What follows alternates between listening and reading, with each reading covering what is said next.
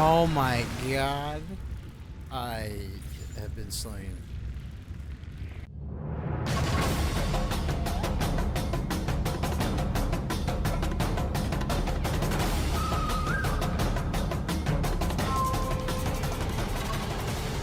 Gunfire Reborn is the type of game that you bought on a whim because it was $9. You played it for 20 minutes with your friends, died, and then never played again for several weeks. Sound familiar? After taking a quick look, one might gather that this game is essentially Puss in Boots and a bunch of furries with guns. If you drew that conclusion, you're absolutely right. Like with all games, you gotta learn the ropes. They start you off on baby mode, but this game is a shooter, and not just any shooter. It's a shooter with the loot mechanics from Borderlands. Oh my god, did he say Borderlands? You're damn right I did. In addition to the loot mix seen in Borderlands, the devs really went all out on the cast. Not only did they get the acclaimed Puss in Boots, but they managed to get Mushu from Mulan and Pascal the Chameleon from Tangled. And they can do this.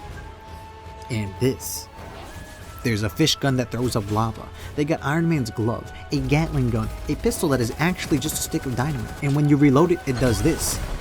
A baby dragon, a knockoff Dead Space line rifle, Iron Man's glove in blue, this thing, and even Overwatch is in this. The best part is, that's not even the end of it. To be honest, I was sold out a Mushu gun, but we haven't even talked about the characters. But really, I'd like to point out that progression in this game comes at a cost. Your time. Your first handful of runs will feel monotonous. Sure, it was cool when you were brand new to the game, but stage progression is the same throughout the entire game. It may be randomly generated, but it always goes temple place, sand mode, and then the fish cave or beach, whatever it's supposed to be. Hopefully the devs can make it so your starting zone differs each time you boot in. I'm sorry to all you big Tangled fans out there, but you won't be seeing Pascal for at least a good 4 or more hours. I really hope you didn't think you'd get to use all the fun weapons right off the start, because that would be fun. Instead, you gotta play the game for 10 hours using the wide collection of 8 guns that can drop, just so you can get to the part that is fun. Remember when I said you start out in baby mode? Well, I wasn't kidding. Think of your time as a fresh player as a person in jail, except jail is this temple zone.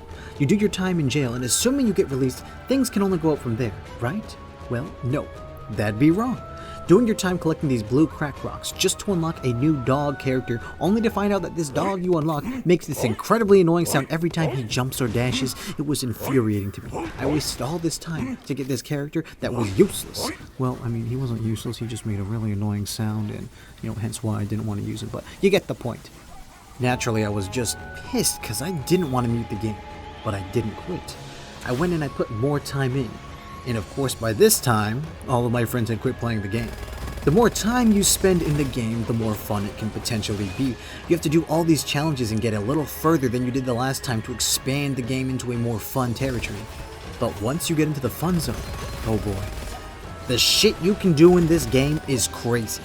This is when the player can actually start pushing back at the game and start doing some wild stuff. Different weapons start synergizing with the character's skills. New scrolls push you closer and closer to the breaking point of the game. You start finding new ways not to play the game. There are just so many options here. I didn't know I could play the whole game by just pressing Q until I unlocked this bird character. It's sounding a whole lot like League of Legends now, except this is fun. Some runs ammo might be a concern, but another time you will literally never reload. They got this one scroll that boosts your damage by 50% if you shoot in midair. So now you start jumping around like a dumbass trying to get this bonus. But then you get this dash scroll that does the exact same thing except you have to dash. So now you're trying to jump to get that bonus, but while you're jumping you're also dashing, so you look like an absolute lunatic trying to maximize your damage. It may not be as rewarding as hitting headshots in CSGO or Warzone, but damn.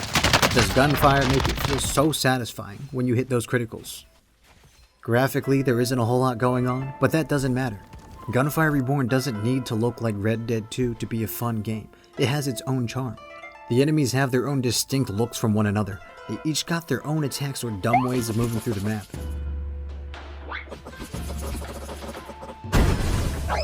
See these orange chests? These can be really evil, or they can be really good.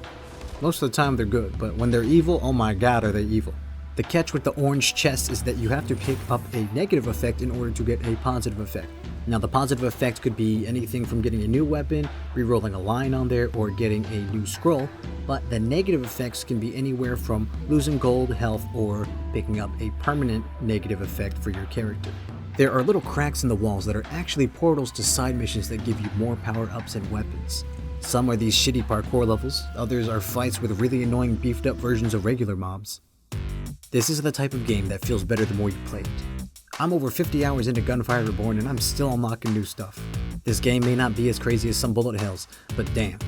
I play every now and then, and that thrill of narrowly dodging a boss's attack still gets me.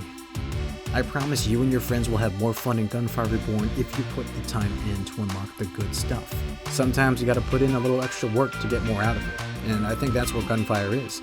But also rogues in general, the more you play them, usually the more you get rewarded. Gunfire recently celebrated its 1-year anniversary, and after that I will say, having played it on release, the game has evolved a lot, and I think it's going in a great direction. There's a lot of potential here. The game has a lot of character, but you wouldn't know until you put a little more time in.